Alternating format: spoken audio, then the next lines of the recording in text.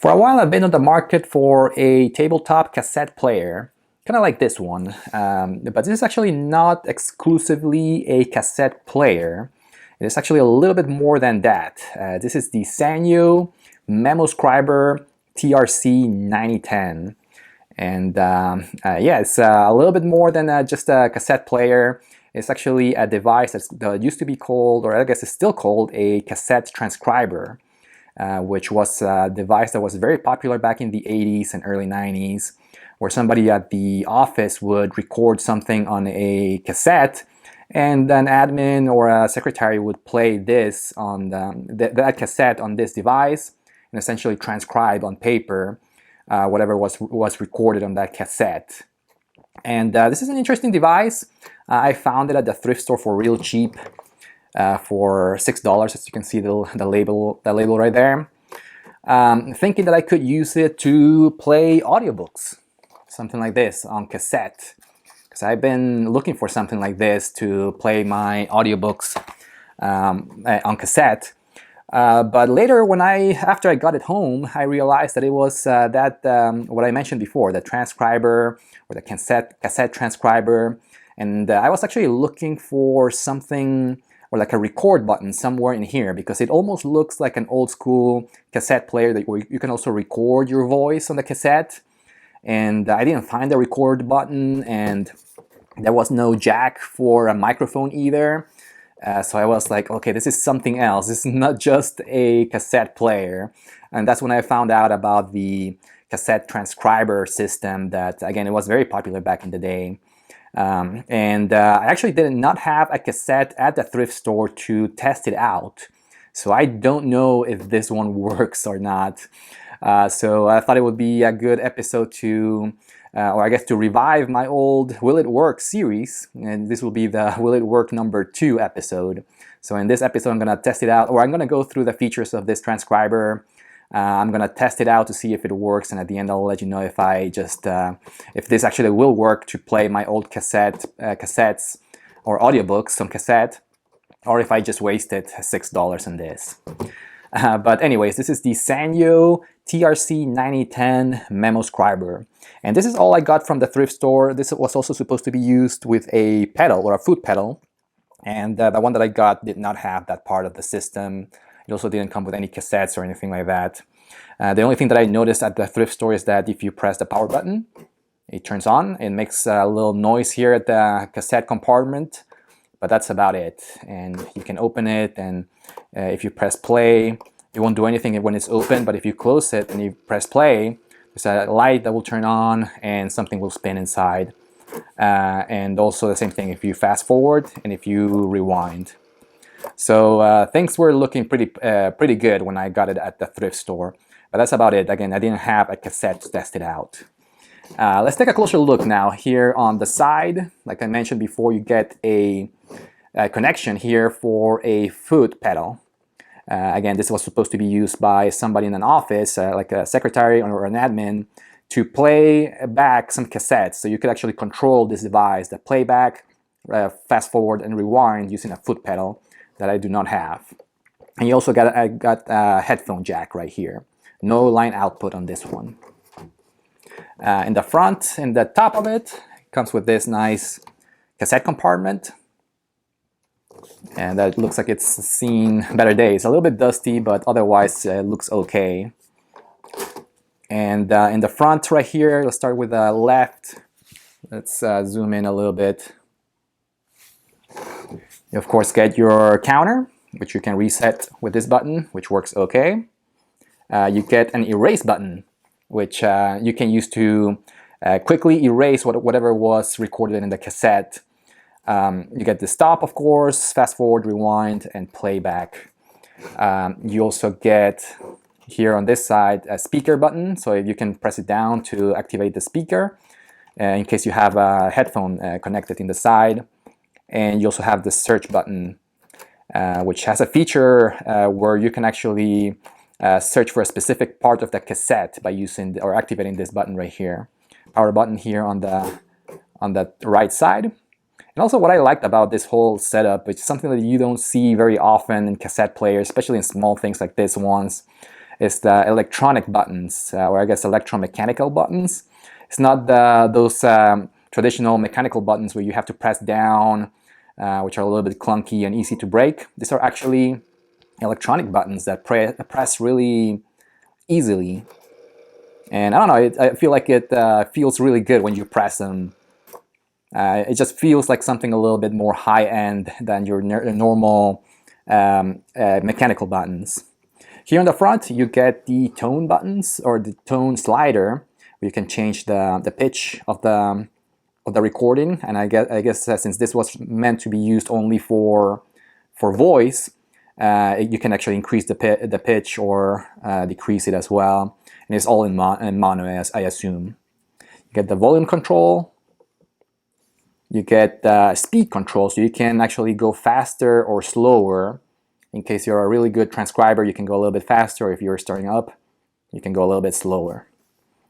And I guess this is to control the backspace, which something that I just learned recently is that if you increase this, if you press stop and then you press play again, it will rewind it by a little bit, so you don't get so you don't start transcribing again from the same spot or the exact same spot where you stopped the recording or the playback. So it's a nice feature, I guess, for the transcribing process. And here on the right, you get nothing, just a label and I guess a fan or a vent. And then here on the top, you get the speaker right here. And on the back, you get nothing, no model number or anything. Here in the bottom, I think you do get some information. You get the model number, the TRC-9010, which was also in the front, and the power usage. Okay, so I just encountered a quick issue when I was trying to play back one of my cassette tapes using this transcriber, that unfortunately I wasn't able to get it on video just because of some technical issues with the camera. But here's what happened. I just tried to play this cassette right here, audiobook on cassette, and it just wouldn't do anything. It wouldn't even spin inside a cassette player or anything like that, like it was doing before. So I just went ahead and opened it, and I replaced one of the belts, one of the rubber bands in the cassette player in the motor, which I'll show you right here. Fortunately, it was very easy to open.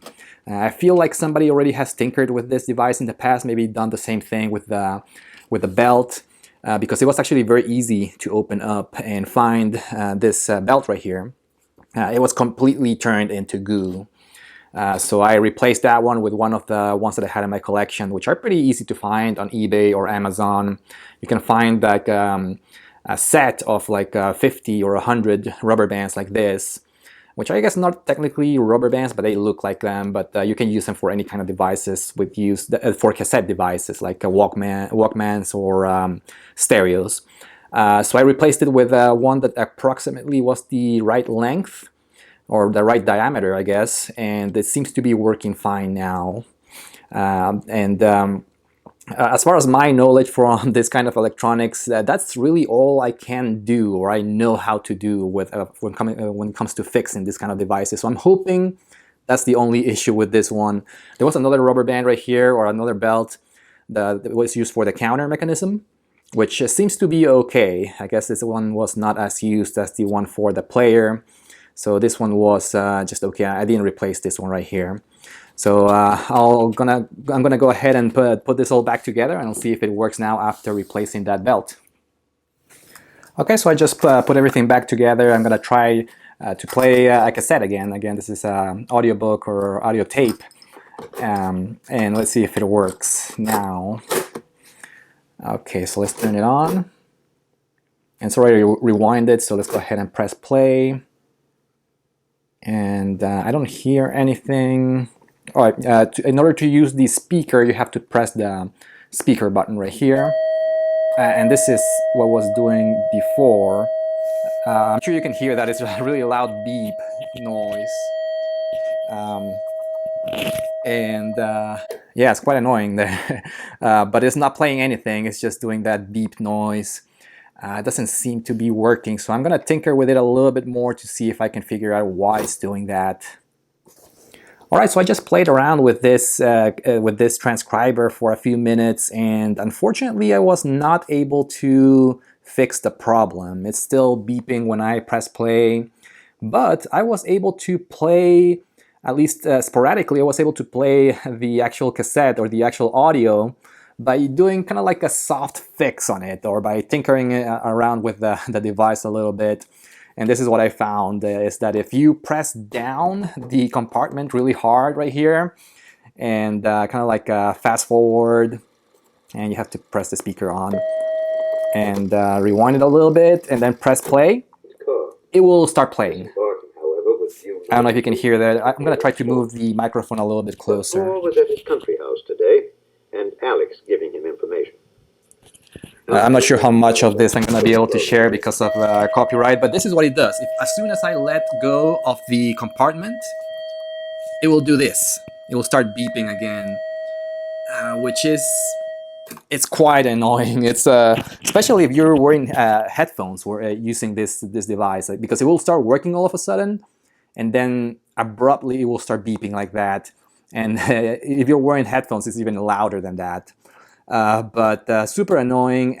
I was not able to figure. I think it has something to do with it thinks that there's no cassette in the compartment, because I was reading through the manual. It's a very short manual. It's kind of like a quick start guide that you can find online, and it did have something that where it said that if it beeps, it means that there's no cassette inside. So I think there's something to do with the sensor thinking that there's no cassette in the actual compartment, but I'm not sure exactly about that. I'm not that experienced in fixing this kind of devices, so I'm not gonna be able to figure it out, I think. So I think this one's gonna go back to the thrift store. Essentially, I just rented it for $6 and to make this video.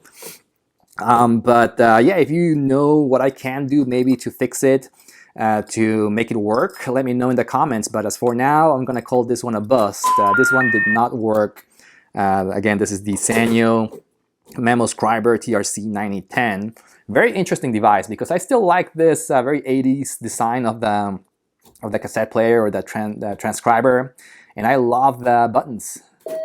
You know, I don't love that beep, but I do like the buttons right here. They're very smooth, and I don't know, it's like kind of like a nice design overall on the transcriber. But overall, I think that whoever owned this one in the past must have been an office that was very busy transcribing documents. So they really used this one for a long time, and now I think it's time for it to go back to the thrift store. Maybe somebody else that knows how to fix it. Anyways, let me know in the comments what you think about this Memo Scriber TRC-9010. Again, let me know if what you think I can do to fix this one. Thank you for watching, and see you next time. Bye-bye.